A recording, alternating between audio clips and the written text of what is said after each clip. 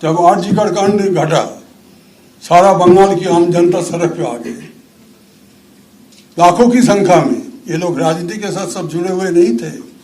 And the chief executive who can not read the writing on the wall, she is finished, his party is over. বিজেপিতে যোগ দিলেন তৃণমূলের রাজ্যসভার 3 প্রাক্তন সাংসদ। যোগ দেবার 3 ঘন্টার মধ্যেই তারা পেলেন রাজ্যসভার প্রার্থী পদ। সুখেন্দু শেখর রায়, সুস্মিতা দেব, প্রকাশ চিক বড়াই পদ্ম পতাকা হাতে নিলেন এবং 3 জনকে রাজ্যসভার খালি হওয়া 3 আসনে প্রার্থী করল বিজেপি। একদা 3 জনই তৃণমূলে ছিলেন, এবার একসঙ্গে বিজেপিতে যোগ দিলেন। বিকেলে পদ্ম পতাকা হাতে তুললেন, রাতে 3 জনই রাজ্যসভার প্রার্থী হলেন। আগে সুখেন্দু শেখর রায়, সুস্মিতা দেব, প্রকাশ চিক বড়াকইরা তৃণমূলের রাজ্যসভার সাংসদ ছিলেন। এবার তাদের বিজেপি রাজ্যসভার সাংসদ হওয়া নিছকই সময়ের অপেক্ষা।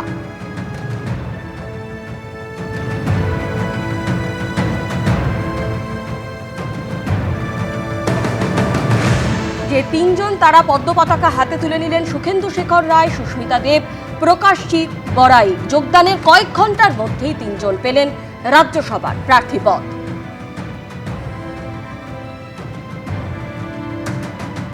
শ্রী সুখেন্দু শেখর রায়,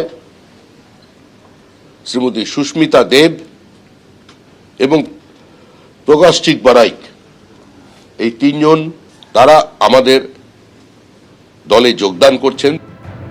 একই সপ্তাহে মাত্র 4 দিনের মধ্যে অর্থাৎ 96 ঘন্টার মধ্যে রাজ্যসভার সাংসদ পদ থেকে পদত্যাগ করেছিলেন প্রথমে সুখেন্দু শেখর রায়, তারপরে সুস্মিতা দেব এবং একেবারে তার পরের দিনই প্রকাশ চিক বড়াই। তখনই কিন্তু জল্পনা একেবারে তুঙ্গে উঠেছিল। আর গতকাল তারা গেলেন এবং একেবারে বিজেপিতে শুধু যোগদানই করলেন না, রাজ্যসভার শূন্য পদে 3 জনকেই কিন্তু প্রার্থী করল বিজেপি। অতি প্রত্যাশিত ছিল এবং রাজ্যসভায় এবার বিজেপির প্রার্থী হলেন নতুন তৃণমূল থেকে যোগ দেওয়া এই 3 জন প্রাক্তন রাজ্যসভার সাংসদ।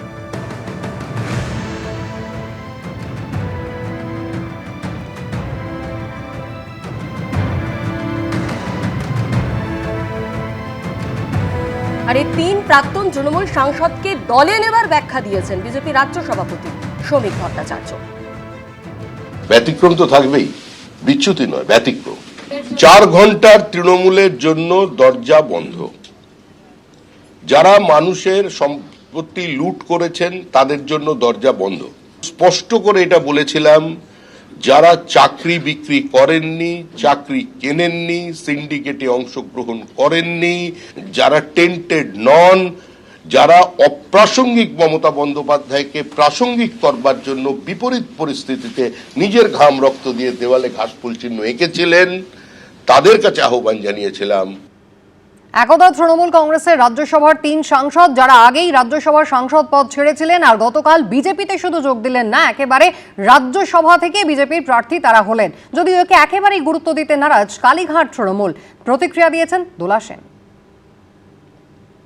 কোনো যায় আসে না, এটা আবার বলছি, এটা আমাদের কোনো যায় আসে, এটা খুব তুচ্ছ খবর আমাদের কাছে।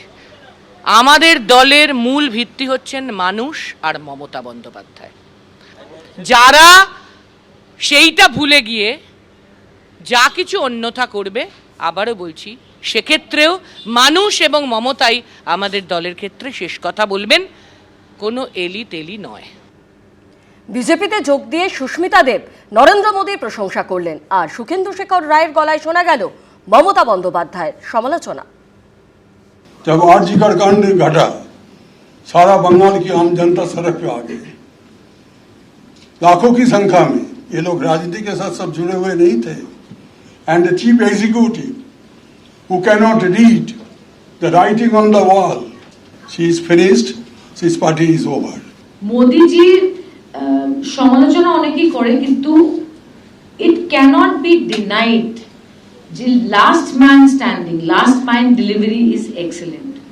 আমার মনে হয় না দ্যাট যে ধরনের ন্যাশনাল এক্সপ্যানশন বা অ্যাসপিরেশন বা অ্যাকসেপ্টেন্স প্রাইম মিনিস্টার মোদির আছে, এরকম দ্বিতীয় কোনো নেতা আজকে এই দেশে নেই। একদা দলীয় সতীর্থদের বিজেপিতে যোগ দেওয়া নিয়ে এবার কটাক্ষের সুর শোনা গেল কালীঘাট তৃণমূলের তৃণমূল সাংসদ সৌগত রায়ের গলায়। এইটাই তো হওয়ার ছিল।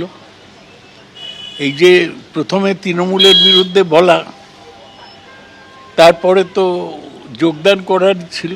এটা যোগদান মেলা হলো। শুভেন্দু তো অমিত শাহকে গিয়ে ওর বাবার লেখার চিঠি দিয়ে এসছে। এদের কোনো নীতি নেই। মানুষ এগুলো বিচার করবে যে কারা কিছুটা নীতিনিষ্ঠতা দেখাচ্ছে। এবিপি আনন্দ, এগিয়ে থাকে, এগিয়ে রাখে।